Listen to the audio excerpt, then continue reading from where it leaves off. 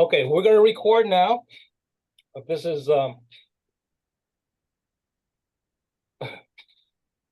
Filipino American History 101 virtual class here.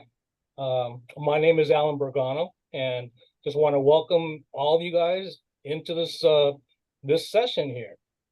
We have a lot of great speakers, a lot of perspectives. The thing that we wanted to stress here is what you guys would find out is just how not only how diverse Filipino American history is, but also how diverse FANHS is. Because you have old people, you got young people, and not so good looking people and good looking people. But the thing is that we're all here to share, and we leave all egos at the door. Okay, no one is as good as another, so we're here just to share, have fun. This is the first time we're trying to do this Zoom thing.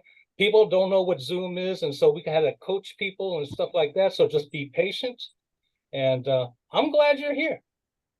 So what I'm going to do here, as we usually do here at our programs, is we're going to start off with a moment of silence. Just please bow your heads. And think of those who could not be with us tonight, especially those that left the Philippines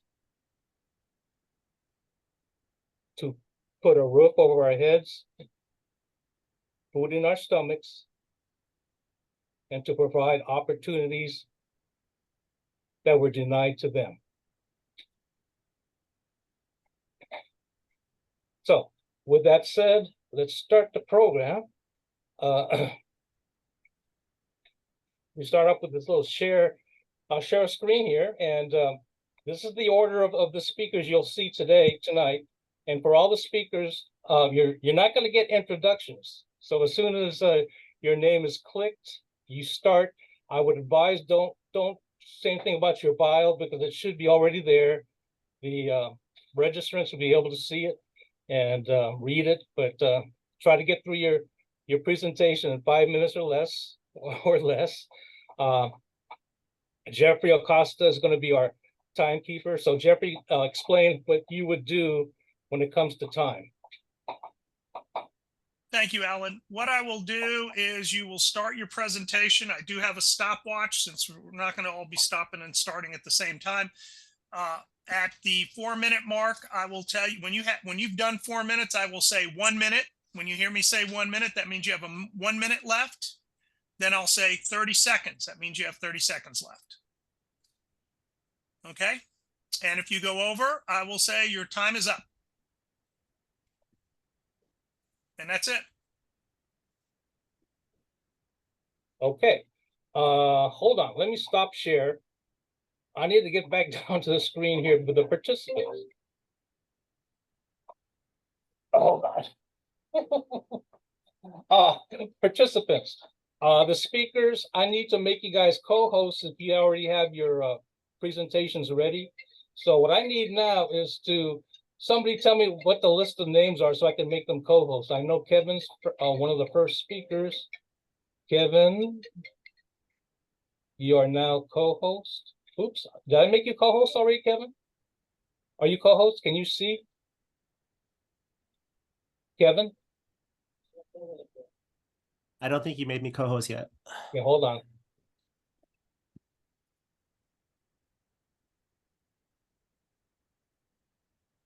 Sorry, folks, I should have done this before.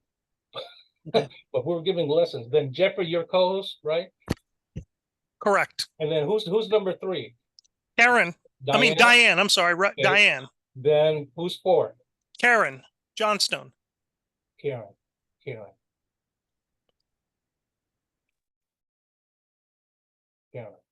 Johnson. Okay. Who's 5?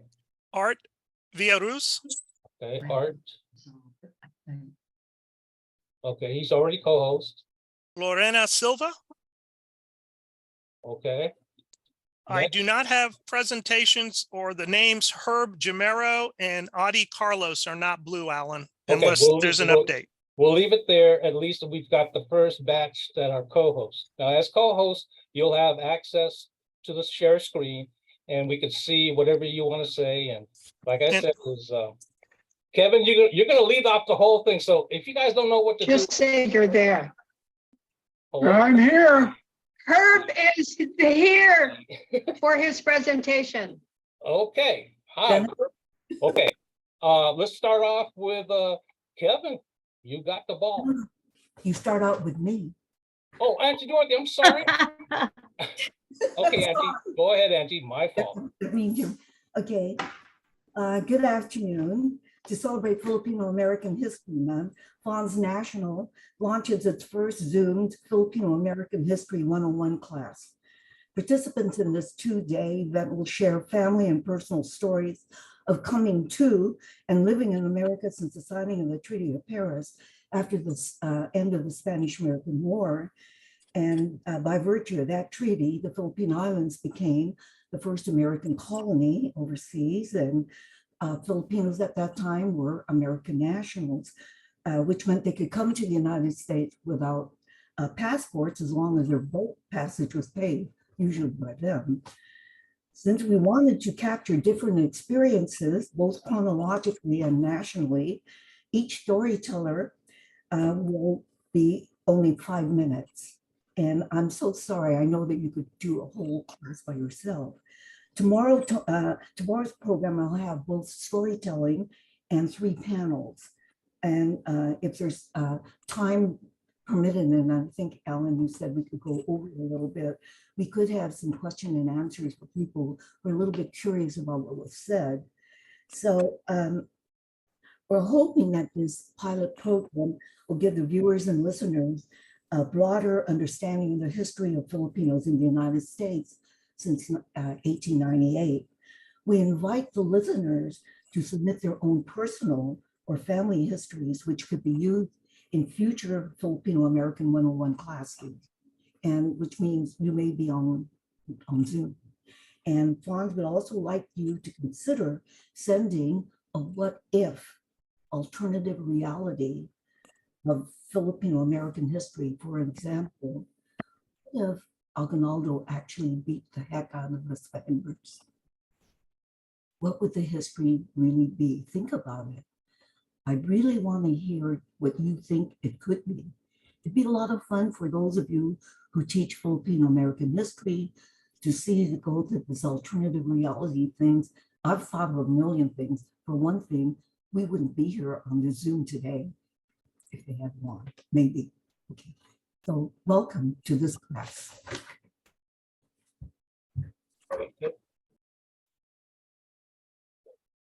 Am I muted? Thank you, Auntie Dorothy. Thank you, Auntie Dorothy. I think I'm up next. Hi, everyone. My name is Kevin Nadal. I'm calling from New York. I have 5 minutes. I'm starting my own timer, but thank you, Jeff. Please keep me on task as well. I have 5 minutes to talk about almost 400 years of history. So I'm quickly going to set the tone by talking about before 1898, that there were about 200 revolts against the Spanish, some which we might know as for example, the Battle of Mactan, in which Lapu-Lapu and his soldiers killed Ferdinand Magellan as he came to Mactan and tried to colonize the Philippines in that way. We also know that Mindanao and Sulu fought against the Spanish and remained free from Spanish rule for the hundreds of years. We also know the Igorot people fought successfully against Spanish in the 17th century and maintained their ways of life for centuries. And then the Spanish-American War happened, in which there was the culmination of centuries of revolt against the Spanish. The Philippine Revolution was the entry point to the Spanish-American War, and that took place from August 24th, 1896 to June 12th, 1898, that the Americans came, and the Spanish-American War lasted just 8 months, from April 21st to August 13th, 1898. The Filipinos proclaimed their independence from Spain on June 12th, 1898, and that is why we celebrate that as Philippine Independence Day. So what happened? Well, sometime between June 12th and December 10th, there was the Americans who disregarded that the Filipinos claimed their own independence, and the Americans and Spain negotiated for the Philippines as well as Guam and Puerto Rico and Cuba, the Philippines was purchased by the United States for $20 million via the Treaty of Paris in December of 1898. After that, the Philippine American War began and lasted for several years. It was formerly known as the Philippine Insurrection, but now we call it the Philippine American War because it was the Filipinos fighting for their freedom. And the last thing I want to share is this notion that some of the people who fought against the Spain continued to fight against the Americans and wanted to be an independent government away from all of these colonizers. But some of those same people, including those from the Katipunan, then welcomed the Americans. And this is why American colonization sometimes is viewed as glorified as opposed to Spanish colonization, which is viewed as being bad or violent, when in reality, they are all colonizers who then took away the Philippines from their right from government, self-government, and from being an independent state. I welcome folks to also think about how Auntie Dorothy invited us to think about the complexity of colonialism. Yes, colonialism is definitely a violent and horrible thing that happens to lots of different nations and peoples. But at the same time, without colonialism, we wouldn't be where we are today. And so we're not necessarily celebrating that this happened, but we're commemorating, understanding, critiquing, challenging, unpacking, understanding how this history led us all to where we are today. And in my Zoom links, I have a bunch of things, including some articles from the Encyclopedia Filipino American Studies, including some articles by Dr. Lilian Bolo Villarasa and Dr. Rowena Santos Aquino on the Spanish-American War and Filipino-American War. I also have some photos about the Filipino Revolution against Spain, the Filipino-American War. And the last thing I want to just end with in the Zoom link, I'm not going to share, it's going to take much time,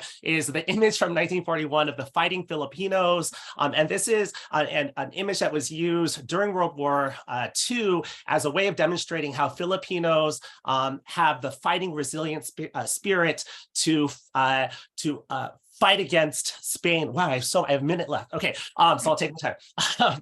They had the fighting resilient spirit to fight against, in that point, against Japanese occupation. But for us to reflect upon how that fighting spirit has been through the duration of the existence of the lands now known as the Philippines. That while it was once the archipelago, that we had fought against the Spanish, we fought against the Americans, we fought against the Japanese, we're still fighting against things like dictatorship and tyranny and nepotism and violence and all sorts of things. And in the US, we're fighting against systemic racism, oppression, as well as sexism, patriarchy, heterosexism, transphobia, classism, xenophobia, and so forth. So as we listen to all these stories today, I invite folks to sit in the complexities of being Filipino and Filipino American, to know that this is our history, the good, the bad, the ugly, and let's unpack it, let's break it down, and please join FANHS, find a chapter near you, or start a chapter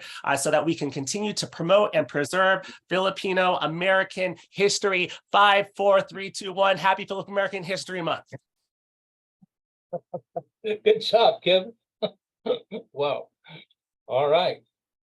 Okay, I'm up next. Kevin, can you help too? I've got a stopwatch, but please, I'll be focusing on what I'm saying, so track me too.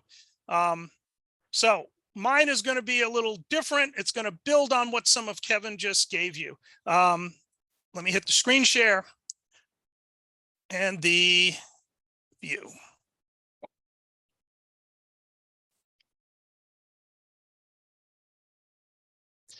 Okay. I'm telling the story of two people. My father, whose family came from Puerto Rico, which was ceded to the United States with the Treaty of Paris of 1898. In Article 2, he was born in August 1931. 8,530 miles away from him when he was born in August 1931, Francisco Ocampo Manugo was born in the town of Nabas, Camarines Sur in the Bicol region, the colony of the Philippines. Again, he was a U.S. national under Article 3. Now, I'm going to leave the impact of Tidings McDuffie, World War II, Japanese occupation on Francisco and other Filipinos for other presenters. However, it was the United States Navy that would dramatically change the lives of Raymond and Francisco, one a poor kid from Brooklyn, New York, the other a poor kid from Nabas, Camarines Sur. Through their successful careers in the U.S. Navy, both men succeeded, but it wouldn't have started without the Treaty of Paris in 1898.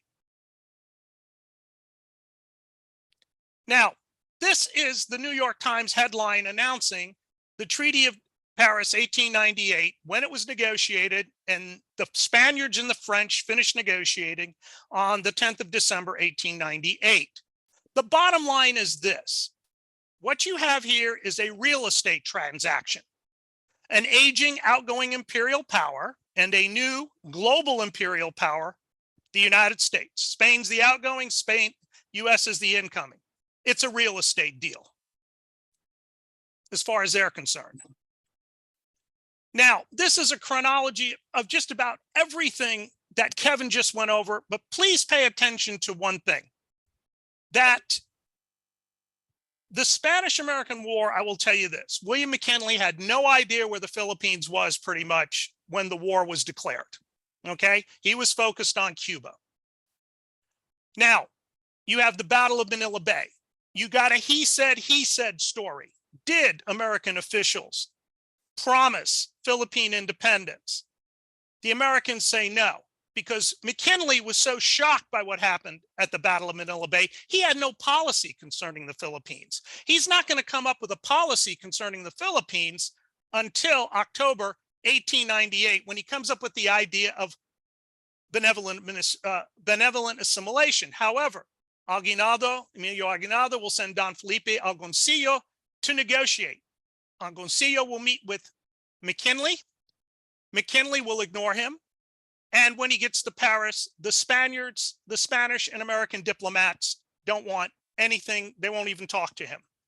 Now, this is McKinley's benevolent assimilation. Now, one thing I do want you to pay attention to, since we are doing some, oops, excuse me, I'm trying to get back. One thing I want you to pay attention to. In May 1898, the German Pacific Fleet arrived in Manila Bay. So the other thing you need to understand is, either way, the Philippines was going to be colonized. It was going to be colonized by the Americans. If they said no, the Germans were already cutting a deal with the Spaniards to purchase the Philippines. And that's the sad truth of it. And that's the way you did foreign policy back then. Now, I am trying to, yeah, well, I'm trying to get back to my last screen. Bottom line, this is what happened. The Treaty of Paris was ratified on the 6th of February, 1899, the same day the Philippine-American War starts. To your right are the list of how the Senate voted. Yay, for colonizing the Philippines. Nay, let the Philippines go. Bottom line is, for Francisco Ocampo Manugo, life in the United States, the American dream was achieved. His second oldest daughter, my wife, successfully with me graduated from ODU. The picture to the right is before he died in 2016. Frank is with both his grandchildren and his great-grandchildren. My father was also successful, left the Navy, went into the Foreign Service. His grandchildren, his children were also successful. On that note, I'm done. Wow. All right. You stop share? Yeah. Oh, using Diane's slide. Okay. So I need to show Diane's slide. Where are you? I'm here. Can you hear me? Yeah. I don't know where I put your slide. Hold on. Hold on. Auntie Dorothy, did you want me to say my part at this time? Who's that? Marissa spoke, well, Marissa, Go ahead, Marissa. Okay. Hi, everyone. My name is Marissa Flores Harvey, and I am going to be assisting Auntie Dorothy as we share American history today, our Filipino American history today. So they came. Among the first were Philippine Island leaders who would live in Washington, D.C. A few represented their country in Congress. Others were servants of returning Americans, pensionados, students on government scholarships, new U.S. Navy recruits, members of various indigenous tribes who came top of curiosities in the world's fairs around the country, and the first Asian war brides. In 1903, Filipinos who were taught by US Army to lay underground communication cables in the Philippines in order to track General Aguinaldo during the Philippine American War arrived to lay cables from Seattle to communities in Alaska, connecting the territory with the lower 48.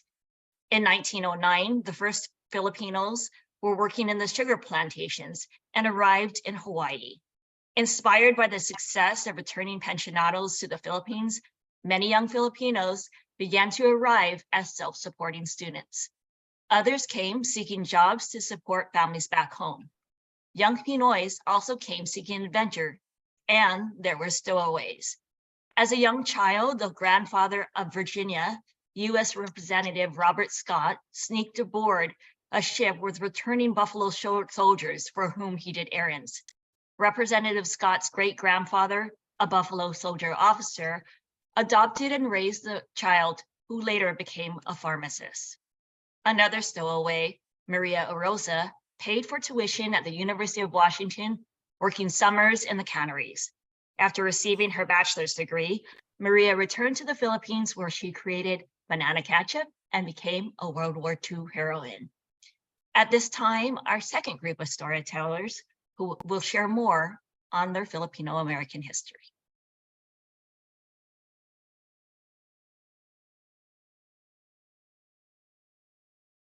Okay, Diane? Okay, do you have my slide up? Yes. Okay, thank you. Hello and welcome. My father, Dionisio Rodil, was born in Manila, 1894. At 14, he ran away from home in 1908.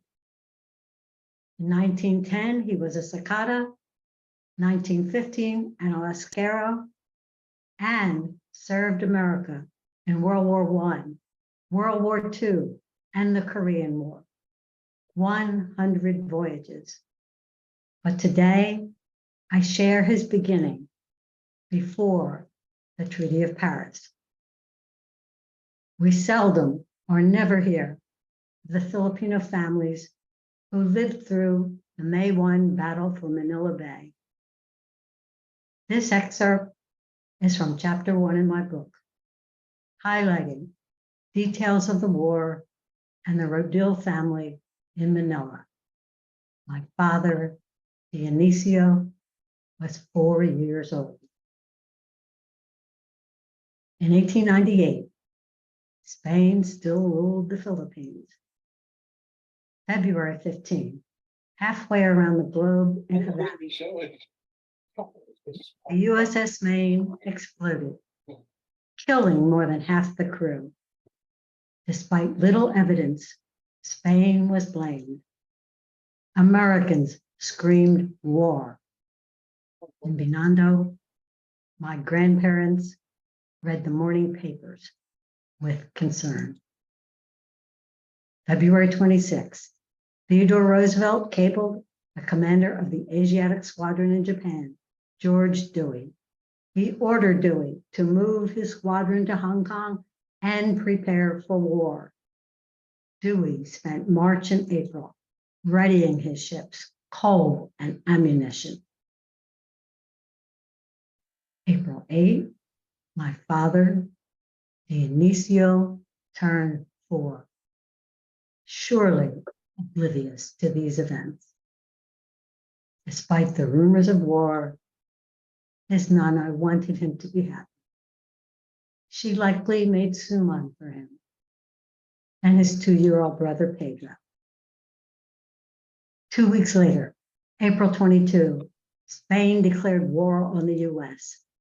Hong Kong announced neutrality and Dewey moved his ships awaiting orders. He did not wait long. Congress declared war on Spain, April 25. Manila was aware of Dewey's ships, and the rumors spread. Manila's Spanish Governor General would no longer assure the safety of the American consul. Again, Manila felt like a war zone. Now, Dionisio's parents had to be alarmed. April 27, Dewey sailed for Manila, his 7 ships, left with a collier and supply vessel. He was on the USS Olympia. In the early hours of May 1, with masked lighting, his ships sailed into the bay, hunting the Spanish fleet. 5:05 a.m., Spanish shore batteries broke the hush, firing on Dewey's ships. 10 minutes later, 5:15, the Spanish at Cavite opened fire. Hello. Hi, June. Yes. Dewey gave his order at 5:40. You may fire Welcome back. when you are ready, Gridley. Yeah. The How was explosion Greece? would have awakened the Rodilles.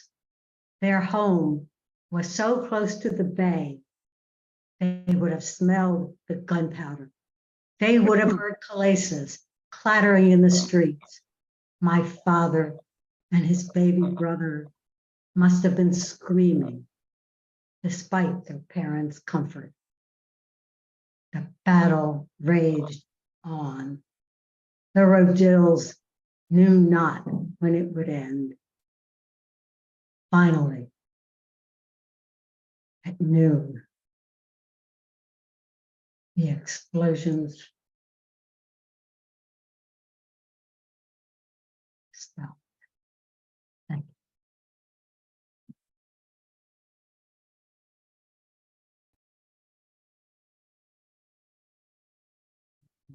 you. Thank you, Diane.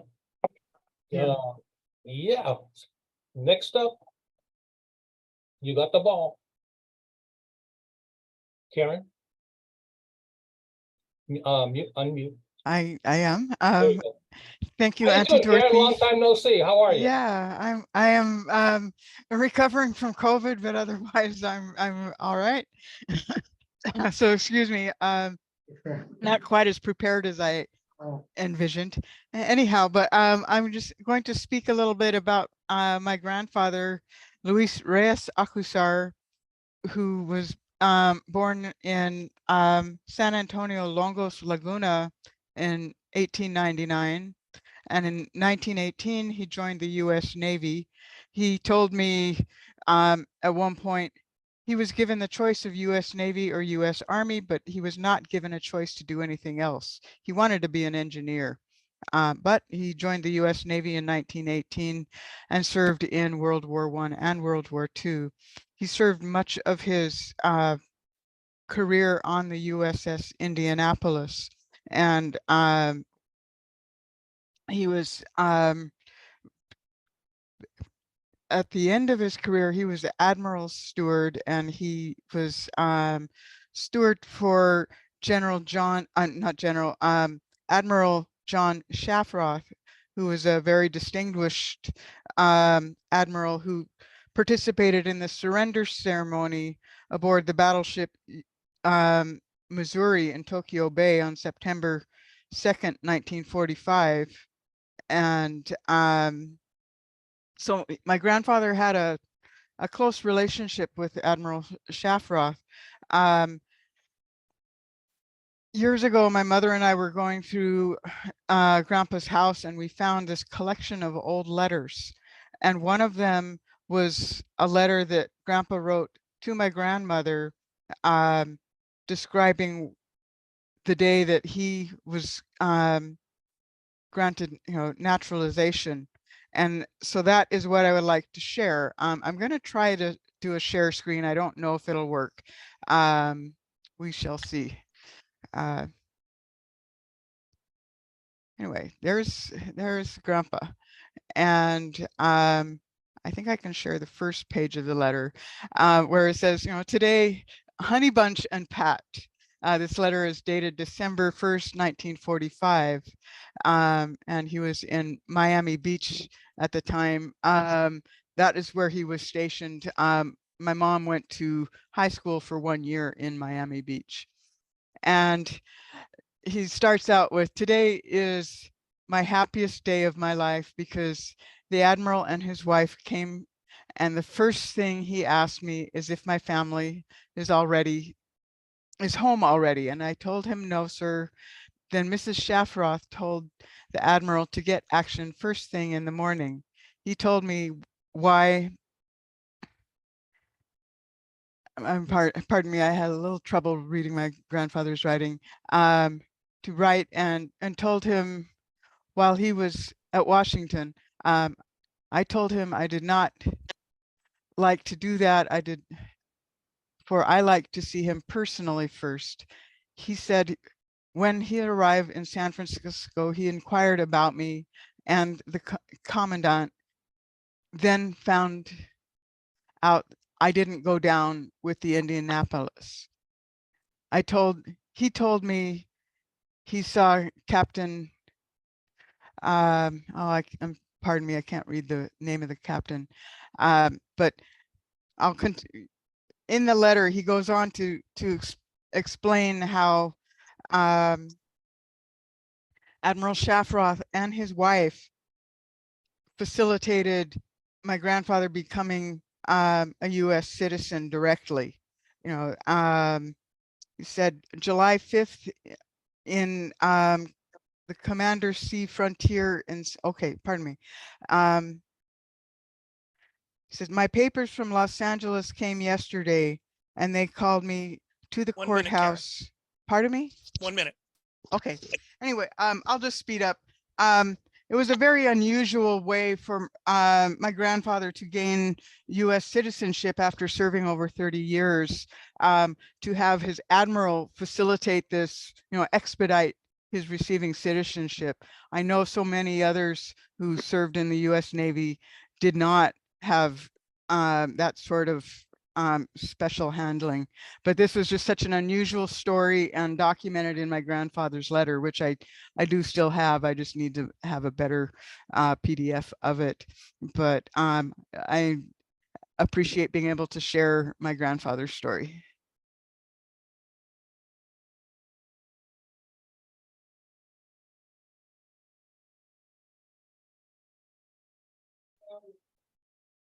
Okay, stop share there, Karen. Just a sec, bear with me. Should be at the top of your screen there. I'm just looking for Zoom. Kind of got out of Zoom. Oh, I see. Pardon me.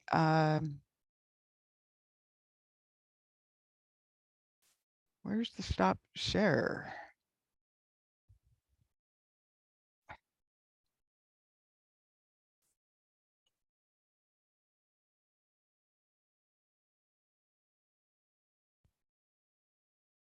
It could possibly be at the bottom of your screen as well, the navigation bar.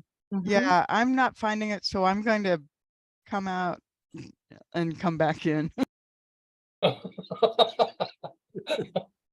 Okay, all right. Next up. Lorena. No, Lorena? wait, I'm sorry. Nope. No, ooh, that was Karen, right? Yes, Art. okay. Art Villarus.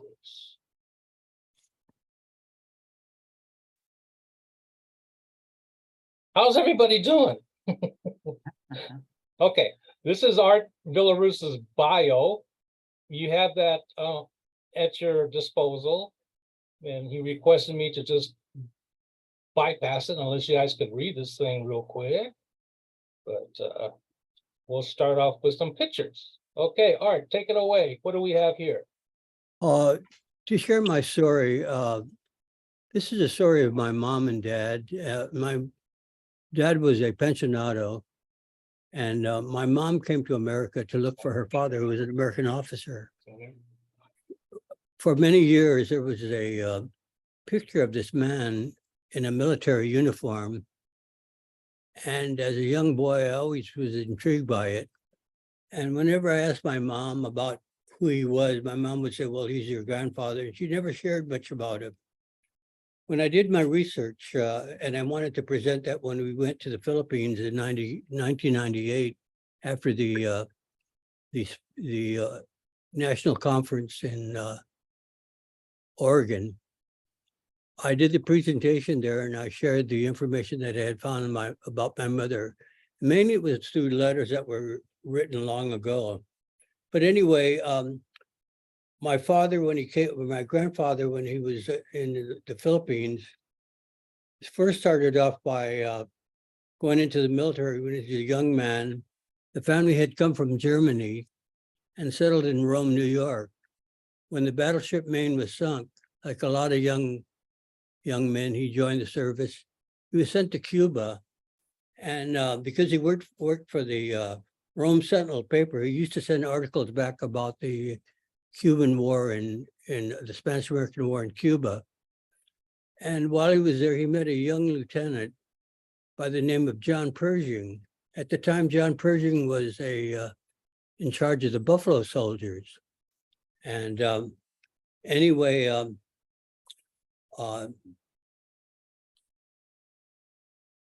Pershing was sent to the Philippines just towards the end of the Spanish-American War in Cuba. And he was sent to Iligan, where my grandfather served as his top sergeant. And it was kind of interesting because when working for the college and I was doing the research on Pershing, I ran across this book. And as I read it, there was a chapter in there and they talked about Pershing doing a inspection at the camp there in Iligan.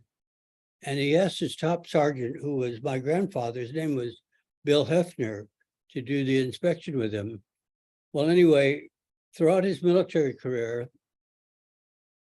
he went from the Philippines to the Boxer Rebellion. Then he came back to the Presidio. And while there, Pershing's, it was a terrible tragedy. Pershing's wife and two daughters were killed in the fire. And about that time, Pancho Villa was giving problems on the border of southwestern border. So he went with Pershing to Texas. Then after that, he came back and World War I broke out. And he ended up in the Battle of Argonne. And this picture here, there he is on the left there. And the next picture, we could go down one more. This is my mom and dad, and my dad was forever, whenever you saw my dad, whether we were at the beach or whether we went on a picnic or camping, he was forever the pensionado wearing the tie and so on, and always a pocket full of pens and so on. But anyway, my dad was quite distinguished in that he came from Capiz in the Philippine Islands, and he went to UC Berkeley, where he had a double major in chemistry and civil engineering. And anyway, 1 minute, Art. Coming to a close here, just want to go down to this last, we go down to the last picture right here. Just before the end of the, about 2 years before Gail passed away, he came to my house and he said, you know, Art, you never mentioned very much about your grandmother. And I said, I don't know that much about her. So he went to the Philippines and he went to Iligan and he sent back this picture. And here's a picture of my grandmother and my mother's sister. And these ladies here are the Moros who lived in Iligan. But anyway, the story is quite interesting and I wish I had more time. So thank you. Thank you, Art. And Lorena is next. Lorena, are you in here?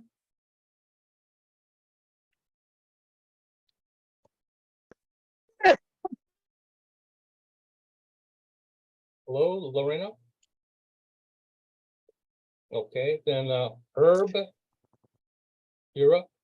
Herb? Herb, you're on. Excuse me. Yeah, I'm Herb Jamero from Livingston, California. Those of you not certain about where we are, this is really in Central California and in the heart of a lot of agricultural land. My folks came in the late 1920s I think in order for you to really understand and appreciate what my family and other Filipinos went through, I have to recite the fact that a lot of the social upheaval, the social and problems of the area. They had riots in California. Stockton was bombed. Turlock Filipinos were chased out of Turlock by the Ku Klux Klan. My own parents were asked to leave the city of Atwater. I think one of the real final straw is the fact that in 1929, the California legislature had a resolution that Filipinos were undesirable and a menace to society and unfair labor force.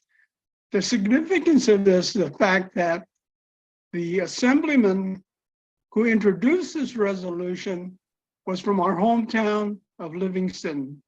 He was a resident of Livingston.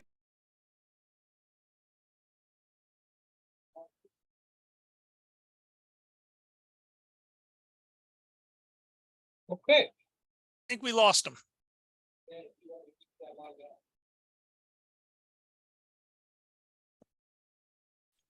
Is he still there?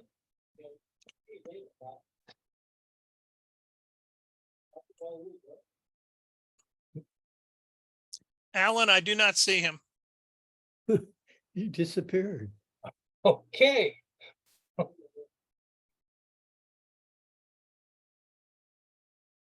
Well, Adi Carlos would be next. yeah. Adi Carlos.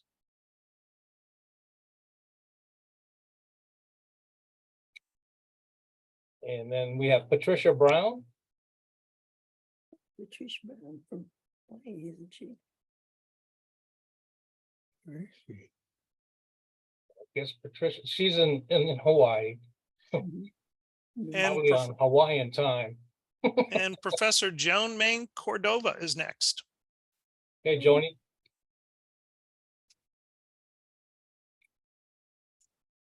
Joni.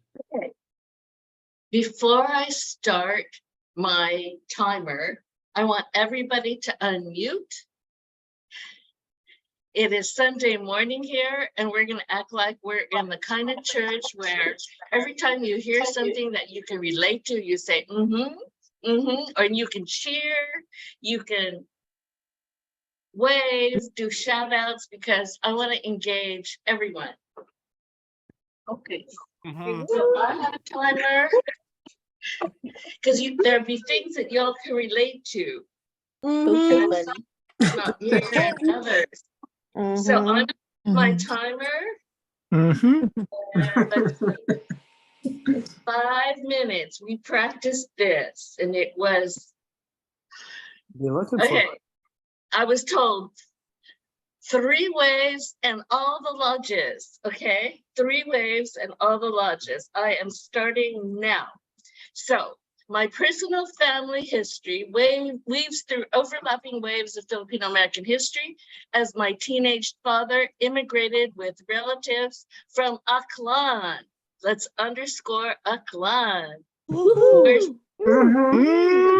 Something in the water over there. Just saying. Becoming one of the mono generation. Can cheer for them. In the early 1950s, he married my mother, a graduate student and teacher from Aklan, working on a master's degree, actually at San Francisco State. Her Philippine student visa required that she return to Aklan, and she did, but with me instead of a master's thesis on the thesis. Babysat by my cousin. My parents would later talking about how her parents went to petition college, their niece, my and that babysitter, her mom was enrolled immigrate to in the PhD USA. program. Their And, niece at the soon married time, a you young were man allowed, from if you had Kearney a Street, San student visa, Francisco. but you had to have an agreement to go back to your Okay. Everybody Yeah, mute yeah. Joni. And so they her as mom, she well said her mom as went my back parents to continue to petition for the and anchor the Philippines, but Someone without the is, degree, but with Joni, her. someone is talking Her over mom you. got pregnant large here family. and went back to the Philippines What we with collectively a refer to master's. as the They lodges are kept it actually short. networks of You're lodges talking too loud. with auxiliary groups with their own secret rituals and practices loosely modeled after Masonic organizations of the Philippines. The big three were the Caballeros de Masalong, I know you're out there, Emily Lawson, Legionarios del Trabajo, the home of all the clan. My parents remained deeply involved in the Gran Oriente Filipino, believed to be a truly Masonic organization, documented via primary sources by Dr. Don Mabalon. So in her must-read book, Dr. Don Mabalon is in the heart, writes, membership in organizations gave immigrants dignity, prestige, honor, power, and the collective voice in the political landscape of the Philippines and Filipino American communities, AO. And they also became members of a kind of super family with an extensive and close-knit brotherhood and sisterhood. Note how she put sisterhood, and thousands of Filipinos tied together through shared values and beliefs, class and racial identity, and sworn secrecy in the absence of immediate family members in the United States. It was meaningful that members of the lodges called each other brother and sister. So I want to focus on what it means for us, the daughters and sons and friends who grew up in these constellations of lodge networks. If what I'm about to say resonates with you in any way, nod, dance, shake it up, or post emojis so all may see. For example, we grew up in a large community of lodge aunties, uncles, ninos, lolos who took care of us. Yay! And some took us shopping, invited us out to eat, and they often paid for groups meals of friends. We know our parents and their friends' titles within the lodge structures. I know they're children of grand worshipful masters in this room. We met up with other families, even from other lodges, to join their activities, holiday parties, picnics, dinner dances, celebrations of Filipino holidays, even like Rizal Day, all of that. Lodges owned properties, and we were invited to so many events on their properties. LDT eventually created a museum space in the basement of its lodge house. Some of you went to Tony Sobera's space. And the Gran Oriente, for once, owned a recreational farm with its own swimming pools, tennis court, barbecue pits, and served free food for all. That was in Morgan Hill. We might have seen how lodge officers officiated at the burials of nearly all of its members, assisted members who have lost jobs, been injured in accidents, provided thousands of dollars to assist widows, orphans, hosted hundreds of banquets and conventions, provided low-cost housing, donate resources to many organizations, even without you knowing, including scholarships to FANHS students to attend conferences. So at the Gran Oriente Filipino Centennial last fall, we celebrated 100 years of continuous service made possible through the generosity of spirit, time, of resources, of workers who for the most part earned relatively low salaries, yet gave so much of themselves. This too is our legacy. So when I count to 3, let's open our mics and thank all the ancestors. Say their names in any language. Cheers, mabuhay. Salamat na ba? Ramadan. Hi, Pangasinan. Donna Bollins in the heart. Right on. Church in Gotham City.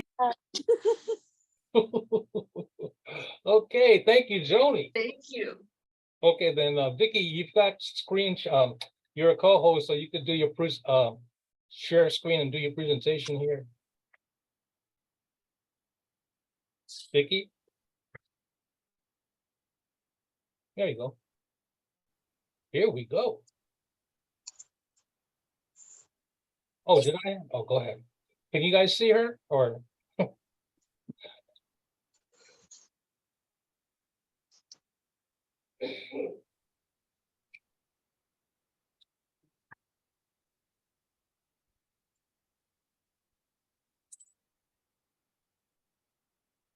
You muted, Vicky. Unmute Vicky. You're muted. All right. There you go. Okay. So born and raised in Chicago right after World War II. My mother named me after victory over Japan Day. Yeah, BJ Santos, that's me. And my grandparents on my mother's side were teachers in the mountain province. They came from Tugadine, Ilocos, and they soon realized that they couldn't make a living doing that and decided to leave for America. My grandfather set off in 1926 with his two younger brothers, and they landed in Seattle and went to the Utah salt mines, where they worked briefly until my grandfather got pneumonia, and they all decided to head for Chicago, where they had townmates. My grandmother, in the meantime, in those 3 years, started a little grocery store on the corner, and she followed in 1929. My mother was 7 years old at the time, and they became one of the first Filipino families in Chicago from the 20s. For a long time, my mother was the oldest living person from that era. She died last year at the ripe old age of 100, still with her faculties about her. And I can say that from her 90s, she was shooting pool and playing poker. She never gave up. So here is one of the first pictures I've seen of my grandmother, and my mother must have been about 8 years old. So this is about 1930. My father had another experience. He left Lobog when he was 15 for Manila, where he worked for a bakery until he was recruited to work for a Hawaiian sugarcane company. A year later, he and a cousin left for Seattle and they took a seasonal job at an Alaskan salmon canning factory. He laid ties for a railroad in the West before settling in the late 20s in Chicago. He was working as a barber when he met my mother in 1938. Let me say briefly, my grandparents, this was, they arrived at the worst time possible during the Depression. And my mother remembers that they had to resort to taking food coupons. But by the late 1930s, they were able to have a restaurant on State Street, just north of downtown in Chicago. A doctor friend of theirs paid for a pool table in the back room. And that restaurant in the 30s was a meeting place for a lot of the single men who were in Chicago at the time. Mom said a lot of them thought of my grandparents as mom and dad. So 1938, my mother was in high school, and she would rack the balls up in the pool room, and that's how Dad met my mom.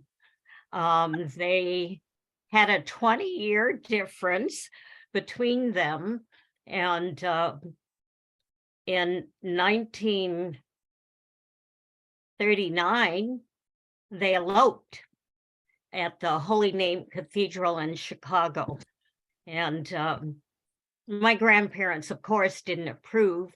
They left for Muncie, Indiana, where Dad learned photography. But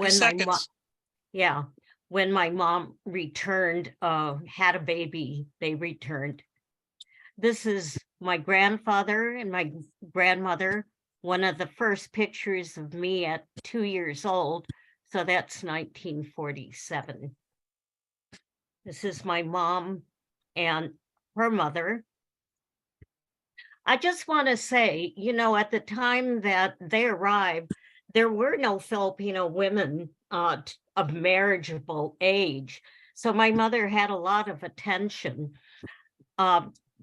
Families would get together, and you can see in this Time, picture Vicky. a lot of single men. Sorry. And I just have an explanation. They intermarried with a lot of women, American women. So I labeled some of the others, Locust Sort Club that met in our basement and the Rizal Center. So that briefly, I mean, the Filipino men in the 40s signed up when Pearl Harbor happened. A lot of the single men went to war. So that's my immigrant story. Okay, stop share there, Vicky. Okay, where am I? Stop share. Can I do that? I got it. If I do that. I got it. Okay, hey, look at this. I just want to circle back to see if Patricia Brown or Sylvia Strickland or Addie Carlos are now available to speak. Oh. Sylvia's is not in today. Oh, okay. Well, thank you everyone who shared your history. At this time, we're going to have a 10-minute break and we will restart in 10 minutes. Please consider, well, sharing your photos, information, and history to FANHS, and also donating and participating in the annual auction, which is October 14th and 15th. For more information, you can visit the FANHS website or at www.fanhs-national.org. So we'll see everyone back in 10 minutes. Thank you all.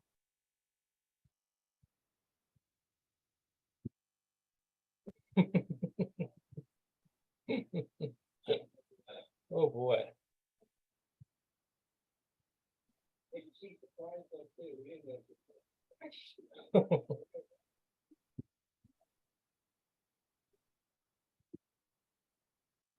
Okay, how's it going? How we doing? Are we on schedule? Oh shoot, I'm not even muted. Am I muted? I know, I was gonna tell you that, Alan. Yeah. Okay, you figured it out. Good. I figured it out. I just can't believe it's like, wow, we're on time here. It's like, okay, is everybody doing okay? I know you need to take a break, but for those that are in the house still, yeah, this is the first time we're trying to do this whole virtual class thing, and everybody's really mindful with the 5 minutes, and I really, really appreciate it, and hope you guys are enjoying yourselves. And hey, Alan. I'm impressed. yeah, It's Emil. I think you're doing a great job. I think you're doing a great job corralling all these Filipinos. no. Rallying. First of all, these speakers were handpicked by Auntie Dorothy for a reason. They're great. And tomorrow. Go ahead. Talk about tomorrow, Emil. Well, tomorrow. Hold on, Emil. You need a proper introduction. Oh, no. This is the great Emil Guillermo. He was our speaker at FANHS 2000 in Virginia Beach, Virginia. We saw that talent, what's that, 23 years ago, and he's still in the business and getting bigger and bigger and bigger. So go ahead, Emil. Well, thank you, Alan. Look, I'm much more humble than that. I'm enjoying what I'm seeing here, and I hope to replicate some of that tomorrow. Tomorrow we take it from World War II to the present, and we'll talk about general themes and have some people tell their stories about post-World War II, the 60s, post-65, the present day, how the Philippine politics, how it affected or impacted the American Filipino communities here. And you know what I'm talking about. So that should be a nice conversation. I kind of bridge. I wish that Herb was around, and I hope he can come back tomorrow and finish his presentation, because Herb is like my dad in terms of how but although Herb was born here, he's an American-born Filipino. But my father came to America in 1928 and lived a lot of that life in California and all the things that he talked about. I think that was the big reason why my father stayed in San Francisco and would not go to the valley, because he knew the valley was dangerous and that Filipinos were endangered in the valley. And so we're going to get into all that. And if you were thinking that, oh, I think I want to see the football game, I hope you don't. The good football game isn't on until after our show is over. So I hope you come 4 to 6 p.m. tomorrow, and we'll tell stories. And then we'll also have a panel discussion amongst speakers who are there. So hopefully we'll have a little looser rein so people can talk and explain some of their stories. But it should be interesting because it will take it up to the present day and where we are today and now. And, you know, history is all around us, right? In fact, if you've been paying attention to the news, you know, we have a situation in Israel. And one of the things I thought about was, what about all those Filipinos who are in Israel right now? And what are their lives like? I had relatives who went to the Middle East, you know, as late as the 90s. I have a relative, a cousin who married a Saudi who lives now in the Middle East. And so I think often about how lucky my father was to come to America and how lucky I am to have a Filipino American history as opposed to the diaspora history that many Filipinos have today. So we'll get into all that, getting into the present day, post-World War II. That's all tomorrow. I hope you decide after today to come to tomorrow as well, 4 to 6 p.m. Thanks, Alan. Oh, Ellen, can you hear me? We hear you. Yeah. Since we lost 2 speakers, I think we could either bring back Art to finish his story, or let the people who are following, if they're in the middle of a good story, let them continue. Forget about the time right now, especially since you said we don't have to hold 2 hours as our, you know, okay?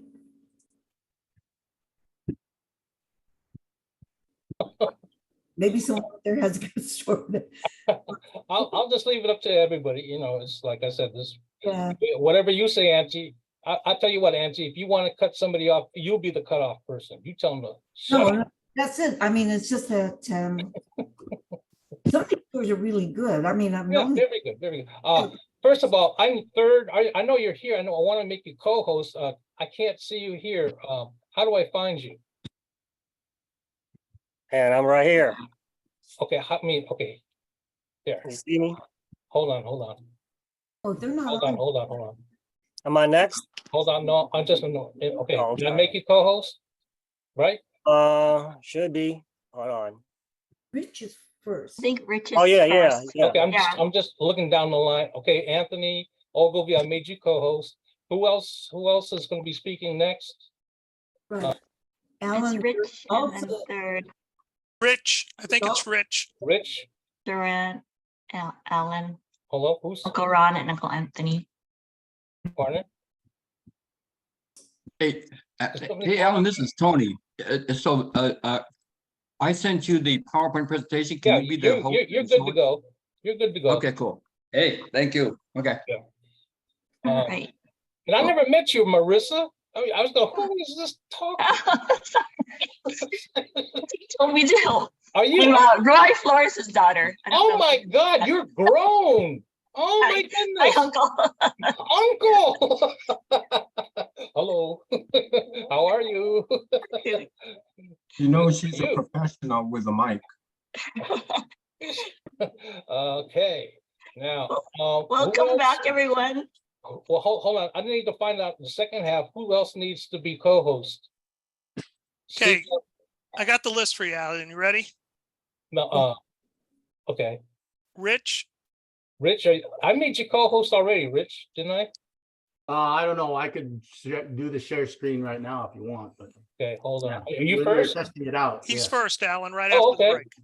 Okay.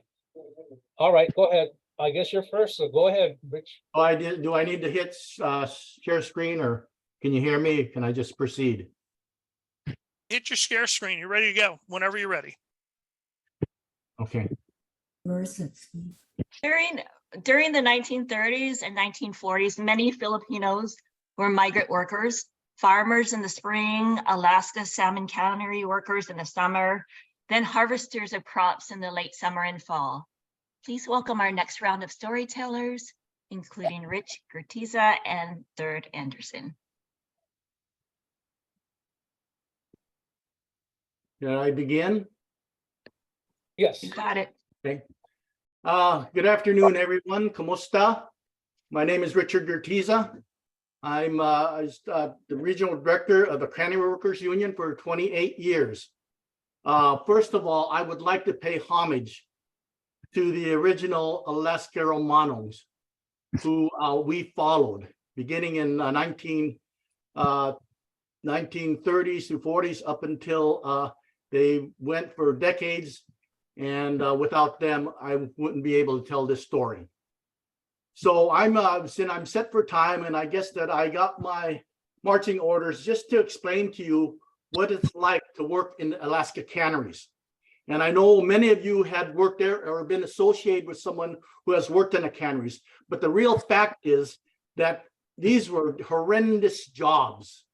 How our forefathers began and survived working in these jobs. And I'm going to put you in a position now. Imagine working, standing for 12 to 15 hours a day, 7 days a week for 2 months, 3 months, or however long that salmon run lasted. So if you being 18 years old, see what at the end, whether you would be able to accomplish the task that these Manongs and some of these Alaskeros went through. So I want to begin by just explaining what the cannery looked like. It was actually the cannery facility was, of course, on the water. When the boats came in, they're either tenders or scows that unloaded millions and millions of fish during a season. That fish went up. There was 4 unloaders. It went up to the chute and into the cannery, and up in the cannery there were these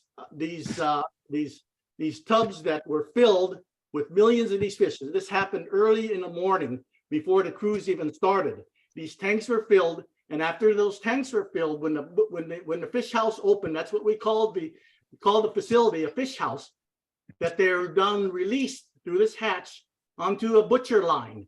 And this butcher line consisted of what they called a butcher machine. And the butcher machine was actually called an iron chink.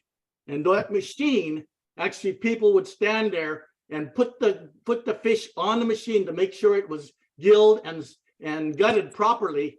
And there was approximately 7 or 8 people, depending on the type of machine, stood there for 12 to 15 hours a day, making sure that their fingers didn't get caught in the machine, that they didn't have any of their fingers cut off. And I've seen some people with their fingers cut off, or even more so, a lot of tragedies that happened in other places of the plant. So anyway, when the fish is gutted, the eggs from the salmon went down into a chute and went into the egg house, and the actual body of the fish went in what they call a slime line. And there's about 20 people standing there, again, 12 to 15 hours a day, taking that fish and sliming it, making sure all the fins and all the bloodline was out. And then the fish went onto another table, which was that filled the line where it went to the canning line. And right there, they had another spot where they had trimmers, and they had like 15 ladies, women, because they're the only ones to stand again for those 15 hours a day. And so when those trimmers made sure that the can was weighed properly, either 1 pound or ½ pound length, they went out and got canned, went down to a belt, and went down, and they were put on a rack and to be cooked. And that those racks went into a big cooker, and they were cooked into the canned salmon that we know of. So that process there, besides that, at 10 you got 10 minutes break after 2 hours, And then if you had to work overtime, you had a half hour for dinner, and then you had to work till midnight. And after midnight, if you're lucky, and these people thought they were lucky to actually clean up, and then that would be 15 hours. Then you could have whatever. If you wanted a midnight snack, or you wanted to take a shower, which a lot of people bypass because they're too tired. And working 16 hours that long, and sleeping for six hours. So it is that was really an arduous task in terms of working. And I know a lot of you had those same stories about working in the canneries and what it took. And it's something that I would like to just put a shout out to those pioneers of Lascaros who did really sacrifice their livelihoods by creating this legacy for us, and for me to be able to tell that story. Thank you. Yeah, right on, Richard. I love it. I'm a fellow Lascaro. I worked in 10 summers in Kenai, Alaska. So I've been there, and it's not about what they do, but who they are. That's and these correct. guys are and they're very generous too. Very generous. And I'll just tell you one thing, Alan, and it's just the pet peeve of when I went there in 1977 was to be able to experience at least at the end of their legacy, I was able to confide and speak and live with those Lascaros, with those Monongs. And they shared some stories, sitting around the poker table and talking stories, and really giving me, the encouragement to do what I need to do in order to survive and not do what they did. So kudos to them, everything that they did for us. Well, kudos to you, Richard, because as a descendant of a Monong, we're all proud of you, man, because you validate who they are and you validate who we are. And I'm glad to meet you, Richard. Oh, thank you, Alan. Glad to meet everyone else. Okay, right on. Okay, third, you're up. And that's a hard act to follow. That was a good story. Peace, everybody. I'm Third Andreessen, for all the folks that don't know me outside Seattle. I'm the chief curriculum developer for the FANHS Filipino American History, U.S. history curriculum that's being piloted right now in Seattle Public Schools. And arguably, perhaps, if not the first, one of the first Filipino American history curriculum offered in the public school system within one academic year. So it's like a big scale type of history, curriculum that includes history book, lesson plans, resource guides, video toolkits, so on and so forth. Also, the principal investigator for the 206 Hip Hop Archive at UW Library, which is also arguably the fourth largest hip hop archive after Harvard, after Cornell and University of Houston. And all we do is collect nothing but 206 artists and works and interviews and things like that. My grandfather came or moved to the US in the 1930s as a pensionado. As any type of pensionado might go through, pensionado is supposed to go back to the Philippines and build the colonial project over there. And I guess he's one of those who didn't leave and just stayed here and didn't get a chance to finish at UW and just followed the crops. And with that, I'd like to present one of the few strikes or labor activism or community organizing that's hardly really talked about within Filipino American history, or perhaps California state history, is the 1934 Salinas letter strike, and the one right after that, it might have been 1939.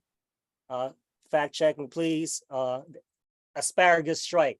Now, a lot of folks might be familiar with the 1948 strike with Larry Italy on the other lettuce strike right after World War II, and it was regarded as one of the largest strike after World War II. So in 1934, there was a Salinas lettuce strike. By 1935, there were 7 Filipino labor unions on the West Coast, including the Filipino Labor Union, or FLU. And the FLU grew from 2,000 members in 1933 to 4,000 by 1934. The FLU also organized Salinas, California in 1933 and founded by D.L. Marquello from Stockton. And he called on the labor contractors and workers to unite for higher wages from 40 cents to 55 cents per hour. And growers only wanted to pay 30 cents per hour. Okay. Unable to get support from white unions, of course, Filipinos went ahead and striked alone. And as predicted, the FLU walkouts threatened to decapitate the productivity and profits of lettuce growers and packing sheds. And on the picket line, mobs attacked Filipino workers, and police arrested union leaders. And when Filipinos fought back, the traditional union criticized them. Armed vigilantes attacked FLU picketers as a series of anti-Filipino riots expanded to nearby areas in September 1934, and Salinas began arresting Filipinos. Rufo Canete was appointed president of FLU in 1934 and continued to strike, and he also allied with the Mexican Labor Union, MLU, causing growers to fear the merger of the 2 largest ethnic worker groups. At the same time, vigilantes then burned down Canete's labor camp and forcibly drove 800 Filipinos out of Salinas at gunpoint. And this one right here is actually it's part of the Smithsonian collection. So if you go to the Smithsonian Institute website, you will see this image. The result of the strike is the FLU won a wage increase to 40 cents an hour and was recognized as a legitimate union. However, the violence that occurred during the strike reinforced the idea that Filipinos and other minority workers or Mexican braceros laborers were aggressive and violent. And some Filipinos joined the rival unions, but the strike was an example of the less intense struggles Filipinos endured wages for their work. As far as the 1939 asparagus strike, in 1939, there were laborers who picked asparagus, went on a strike for 3 days. This is perhaps one of the shortest strikes and probably one of the reasons why folks are not talking about it. And this was known as the Good Friday asparagus strike. And out of that, the asparagus workers formed a union called the Filipino Agricultural Labor Association, or FALA, to protest their pay cut. Since they worked and lived in company camps on the farms, the striking workers had no place to stay and had no food to eat. And if you go to one of the FANHS archives, digging through some of the oral history, one of the Manangs who was interviewed says that the unions and the Filipino community got together and asked women to, women of the community to do the cooking. And her mother cooked big kettles of chicken stew, and then some men would come and sit on their porch and eat there. And during that strike, not one Filipino went out in the asparagus field. From the documents, there are about 7,000 Filipinos that did not go into that field right after that. And from 1930s through the 1950s, the Filipino community in Stockton continued to organize for workers' rights, fighting fair wages and safer working conditions. And the organizing didn't stop. Even once more, Filipinos were granted citizenship after World War II, allowing those who fought in the war to own business and property, bringing wives over from the Philippines. And one of the scholars that kind of mentioned about the significance of the Salinas lettuce strike is that it's been virtually ignored by California historians as labor disputes as a seemingly insignificant event compared to the series of spectacular agricultural strikes in 1933 and 1934 in San Joaquin and Imperial Valleys. Unlike the highly publicized labor dispute, the Salinas strikes was primarily a local affair spurred by force of a newly organized Filipino labor union.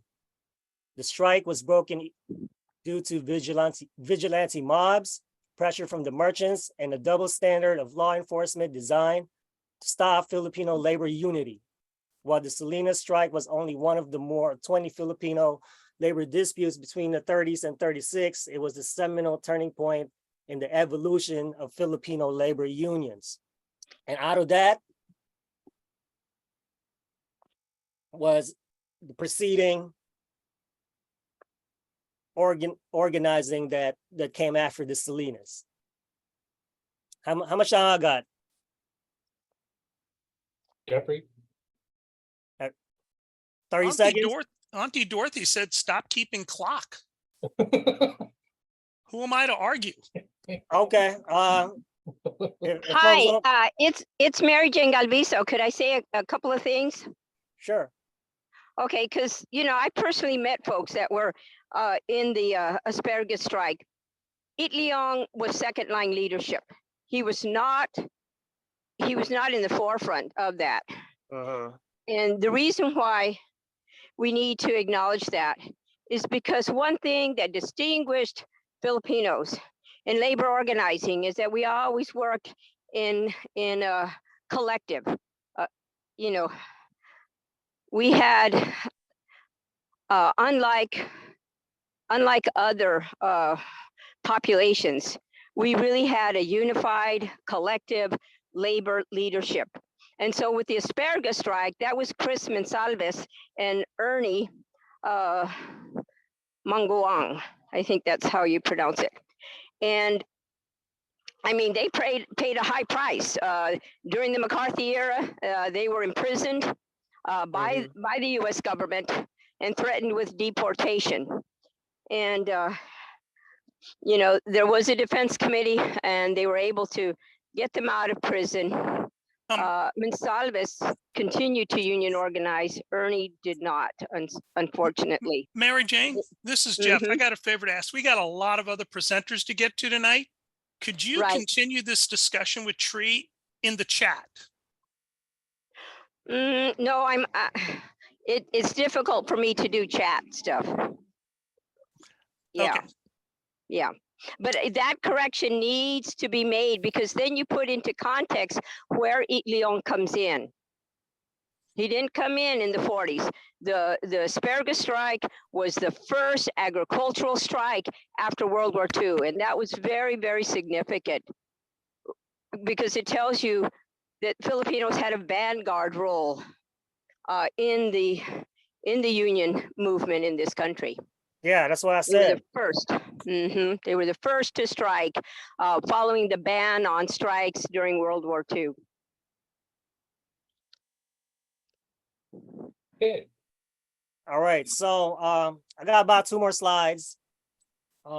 When the Great Depression sank, the U.S.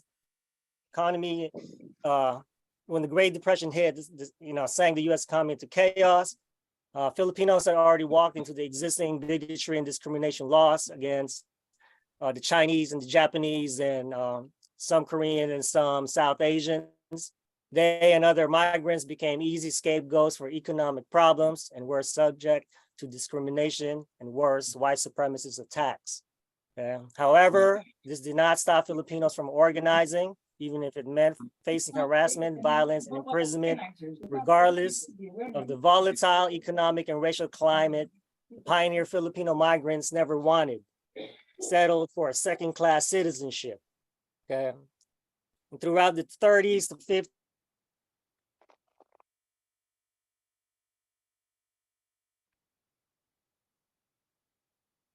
Did we lose you, Fleur? I think we lost him. Okay. Well, yeah, we need to stick to the 5 minutes, Jeff, Auntie Dorothy, because people, it's disrespectful to the other people that kept to that. So let's bear that in mind. So Concur. Who's up next? Thanks, Third. We appreciate your knowledge and sharing. Joanne, Thank you, Third. Joanne Oligario.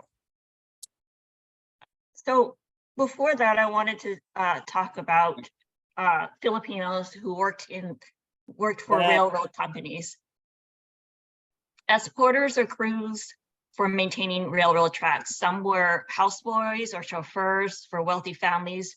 Many worked in restaurants as cooks, pantrymen, dishwashers, busboys, and waiters. In the Midwest, there were yo-yo demonstrators, and across the United States, Filipino American musicians played for whites and Filipinos. The US Navy also recruited Filipinos since the early 1900s, and by the early 1920s, Filipino nurses began to arrive. The highest number of Filipino immigrants coincided with the Great Depression. Many jobs once held by Filipinos were gone or sought by whites who also were out of work. And as Third noted, Filipino communities helped members in need. Those with jobs often shared hotel rooms with out-of-work family or friends. One Filipino noted, there were 4 in her family, but when she cooked for 10 or 15, because you never know who will come to dinner. In 1934, after years of trying to reduce the number of immigrants for the Philippines Congress passed the Tidings-McDuffie Act, which changed the Philippine Islands from colony to Commonwealth and reduced the annual immigration to only 50 a year. The subsequent reparation bill, which offered to send all Filipinos to the Philippines free of charge, drew less than 3,000 of the more than 50,000 living in the mainland. It was the Great Depression, time of blatant acts of discrimination against Filipinos, yet most opted to remain here. Why? Many had come for a purpose and felt unfulfilled. More had come accustomed to the life of America. Many started families, and Filipinos communities were growing. On the horizon was the growing threat of the war in the Far East. The threat became a reality. December 7th, 1941, life changed in America as World War II began. Please welcome our next round of speakers and storytellers who will share their history. Okay. Joanne wrote a note to me saying that she's too emotional to do her presentation because she saw her mom suffer so much as an Filipino that she couldn't do her presentation.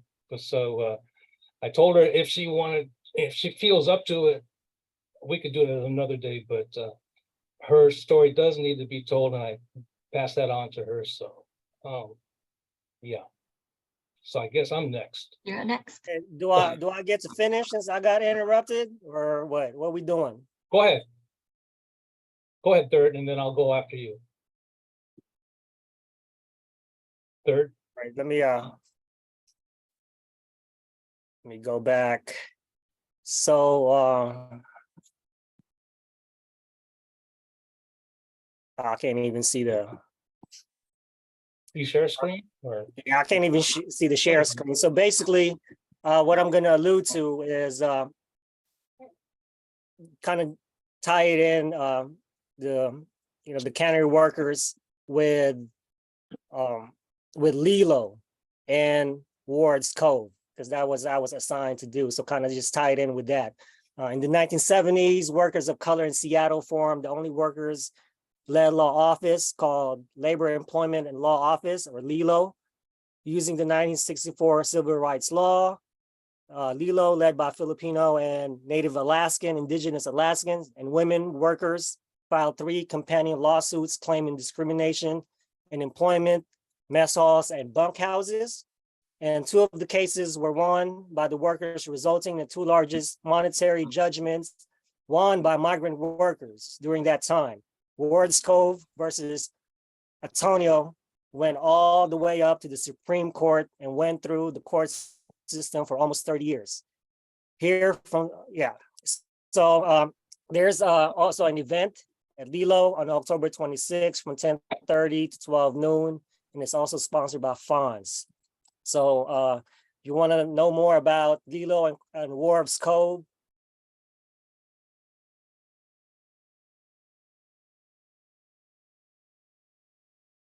Are you done, third? I think you cut out. Did he cut out, or was that my imagination? I think you cut out. Okay, thank you, third. Okay, I guess I'm next. All right. We're gonna show you a little thing here. Ooh, hold on. Hold on.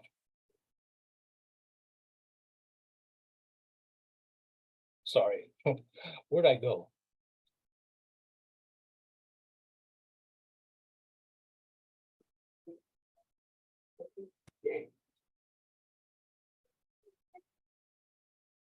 Okay, I'm Alan Bergano. You guys, here's my bio. And usually when I do my bios, I always give props to my parents. But you guys can just read that at your time, leisure time. Oh, that's me when I was young. I don't know if you guys could pick out who I am, but I think in time you'll figure it out. The name of our group is Tamarau.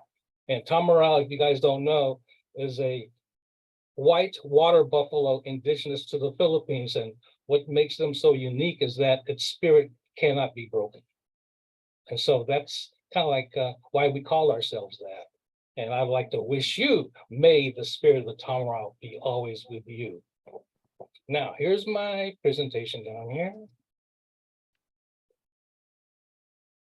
Come on, guy. Oh. This is what you've seen so far, and you kind of get an idea that these monos, these guys that struck, had created strikes, they weren't just menial laborers, okay? And one of the things that I contend is that those that came in the 20s, that's the original brain drain, okay? And my father was part of that. And what it was is that when you look at the educational system in the Philippines, it started in 1903. By the time it came to the provinces, where a lot of these monos and uncles came, are from, it came like they were actually, I contend, one of the first graduating classes out of 10 grades that went through the Americanization process. And one of the things that they instilled in the minds of Filipinos is that to get ahead, you need to get an education. And the place to get an education is America. And so, since they were nationals, they didn't need a passport. All they had to do was pay the fare from the Philippines to the mainland, and you're in. But the problem is that, comparing my father and my uncles, is that when they came here, there was nobody here to greet them, right? It's like, oh, so then you start thinking about, okay, if you were my father's father, and all you had to do was pay their steerage to America to get a college education, and you had to choose amongst your kids to send, who would you send? Your dumbest kid? Your laziest kid? I don't think so. You're going to send your most resourceful kid, your kid that's very resilient, who's dedicated, and so forth, a hard worker. And so when my dad came, like I said, there was nobody here to greet him, but one of the prerequisites to get into college, you had to graduate from American high school.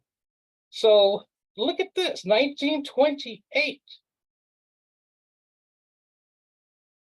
There's my dad, right here. And he's in the Filipino club.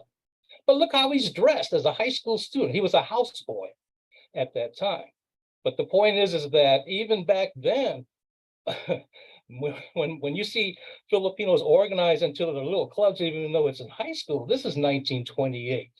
And so that type of sacrifice that he had to do is very, very admirable. And that, which I very, very, feel very proud of. And so these are the little notes I have is, like I said, he's the product of the original brain drain in the 1920s. Came to America at age 16, graduated from high school. Then he put his way through college.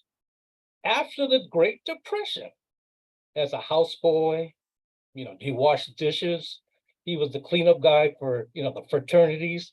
But he graduated from high school in the School of Pharmacy. But he could not practice pharmacy because it was against the law. You had to be a citizen to dispense drugs. And my father was not a citizen. Filipinos were not citizens prior to World War II. However, World War II came. He became the head of the pharmacy department in the VA hospital in New Orleans, Louisiana. So after World War II, he goes to the Philippines and meets my mom during his mother's funeral. And while he was in the Philippines, he said, "You know what? I need to get me a lady." He's 45 years old at that time. So he goes out and meets my mom. Now, my mom is pretty courageous too, because she taught third grade in the jungle, hiding from the Japanese. But this is a picture of them walking the streets of Seattle, going shopping. But look at the style. 1952. And they raised 3 kids. I'm pretty sure you guys know that's me over here. But that's my sister Barbara and Cheryl. We grew up in the Black neighborhood in Seattle. We've lived very, very, humble. Seattle was a very, very different city back then, but humble beginnings. One of the things that he passed on to me was that keep in mind that you are a reflection of your family and your community. And you have to do that and understand that when life in America, expect to be treated differently. Okay. Thing is how do you react to it? And that's the thing that you have to, I can honestly say, and I learned this from my father and from the Monoms, from the Lascaros in Alaska. You may not be the smartest, but there's nobody that could outwork you. And that's me. I have a tremendous work ethic. So whatever I do, I go overboard. I'm pretty sure you guys could attest to that by me trying to do all the Zoom stuff, right? That's my thing. But I like to end my presentation with this. Hopefully it works.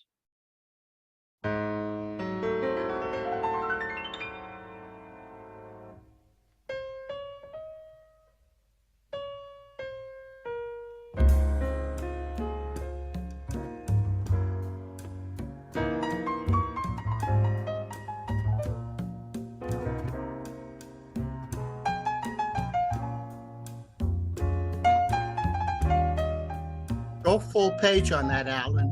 Oh, hold on.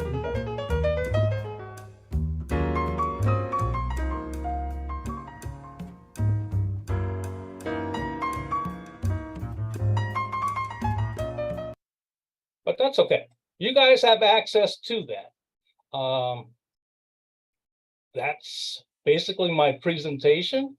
You guys are I just feel very, very grateful, number one, that I get to share that story. Number two, I'm glad that you're here to hear the story. So with that said, it looks like our next person, or do you have a what's called script there, Marissa, or we? No, not until Uncle Anthony. Next, we have Uncle Ron Angeles. Ron Angeles, are you here?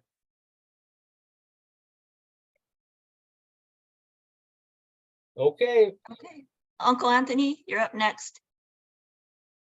I made you host there. I'm co-host, Anthony. You should be able to click on and share screen.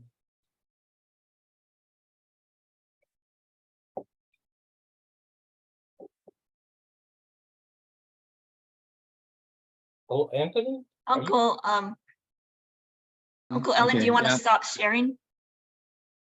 Well, no, Alan, can you click the Yeah, screen? can you stop sharing? Oh, I'm sorry. Yeah, you're still sharing, Uncle. There you go. You know, I hope you guys didn't realize I was crying when I saw my little clip.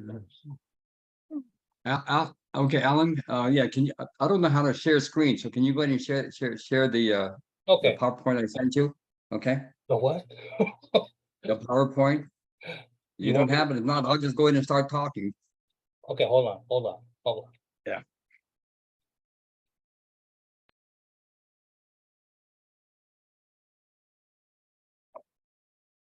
You want me to go slideshow there, Tony, and then tell me when to Yeah. switch? Yeah, I'll let you know. But I'm going to begin. Well, can you see Tony's Yes, we see it. Okay. Yeah. Yes. Go ahead, Tony. Yeah, so good evening, good evening, everyone, and thank you, FANHS for asking me to present this this particular topic because, of course, it's near and dear to me as a white Filipino myself. But anyway, let's go to the first slide. Okay, Alan. Right here. Okay. Anyway, as our early pioneers were struggling and fighting to secure the benefits of the American dream, between 1900 to 1945. In 1945 was interesting. Another group of Filipinos arrived in Seattle and in other cities. And these were the children of the 125,000 white American soldiers and the thousands of American civilians who were there to do business in the Philippines, who were smitten by the Filipino women and ended up marrying them. And then consequently, they produced children who look mestizo or mestiza or Filipino or not Filipino at all. Okay, go to the next screen. And my own parents were a part of this new group that arrived. You could see my father, he looked very white. And it's interesting, he was really Filipino European. It was my mother whose father was a German American. And her mother was a Ilocano woman from or a woman from Ilocos Norte, and because her father was an American citizen, she was able to repatriate back to America in 1945, along with many other families.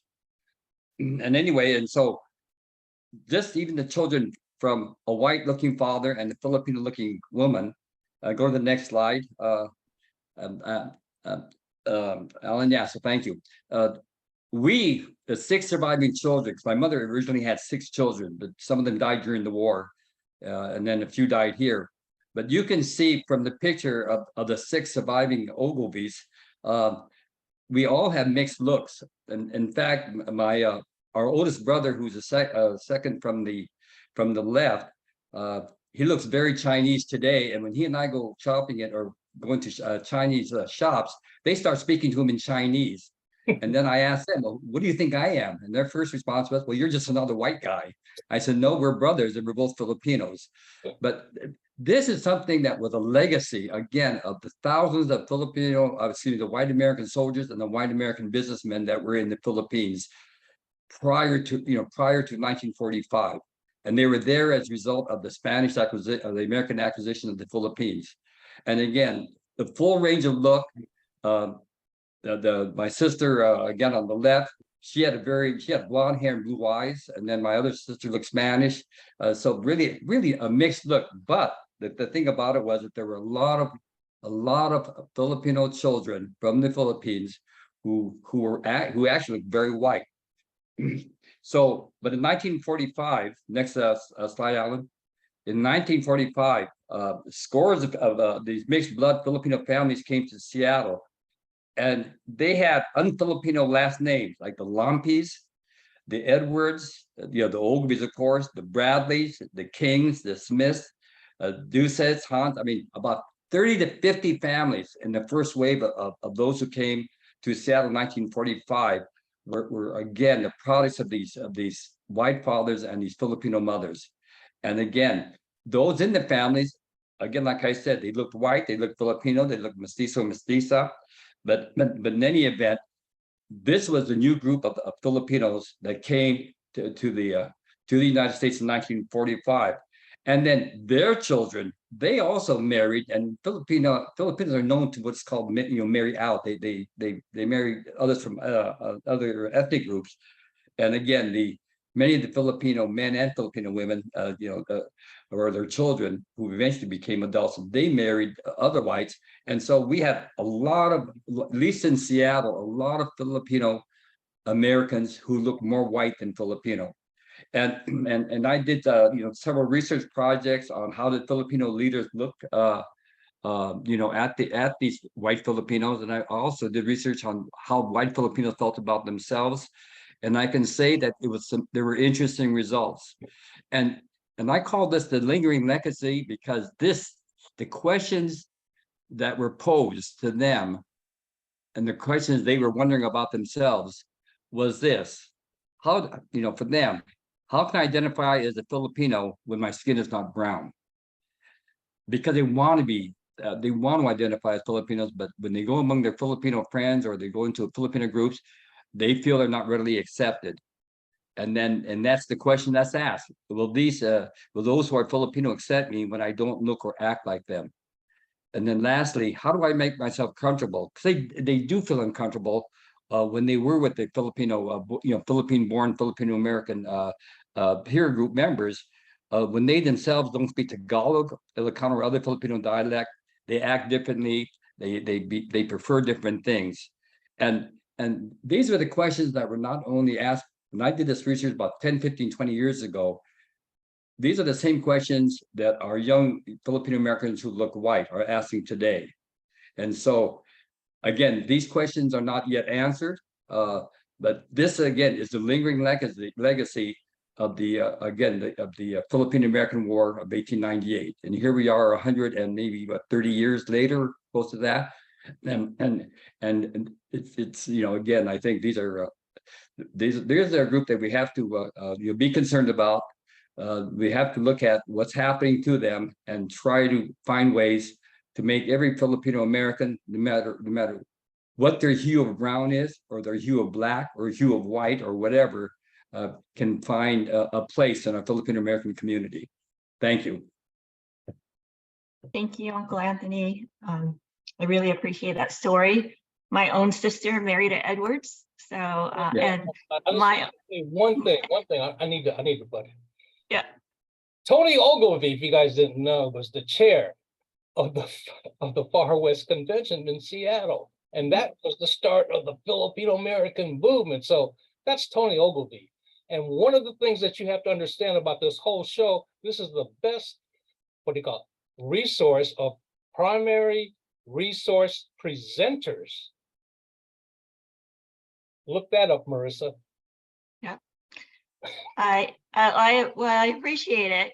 In fact, most of the people on this call have always been role models to me, and I've always respected and learned from all of my uncles and aunties. So appreciate it. And as a kid growing up, you guys were always just my uncle and aunties, and never really understand what the history was, because you guys were always around. It wasn't until I was probably in college and actually taking Filipino American history class from Auntie Dorothy and Uncle Fred when I realized that most of you were part of history, because I was just part of me, right? I went to all the speakers, it was just part of me. And so I appreciate everyone sharing today, and especially you, Uncle Anthony. You've always been a part very close to our family, and sharing your stories. In fact, like I said a little bit earlier, my own sister married one of the Edwards, and my kids are also biracial. So thank you for sharing that. Also, so after the war ended, Filipino communities had the arrival of the war brides of veterans and then the U.S. Army's 1st and 2nd Filipino infantries, as well as Filipino families of the Americans who lived in the Philippines before World War II. New U.S. Navy recruits started to come. For 1 year, new Cicados arrived to work in the plantations of Hawaii. Members of the Philippine Scouts who opted to remain loyal to the U.S. brought their families. American-born children of the bridge generation began to enter college, fulfilling their own parents' dreams of getting an education. They were also the beginning of their own families, starting a 3rd generation of Filipino Americans who came after the Spanish-American War. Next up, please welcome Evelyn and Larry to share their stories. Good evening, everyone, virtual audience from Arizona. In my 5 minutes today, I have the honor of sharing a snippet of my family story that echoes others and is intertwined with the history you've heard today. It's about my dad, Gerardo Flores Kasuga. He lived to be 83, one of our revered Manos who toiled in the fields, oh, I'm getting emotional, worked the Alaskan canneries and served silently as diligent service workers in hotels, restaurants,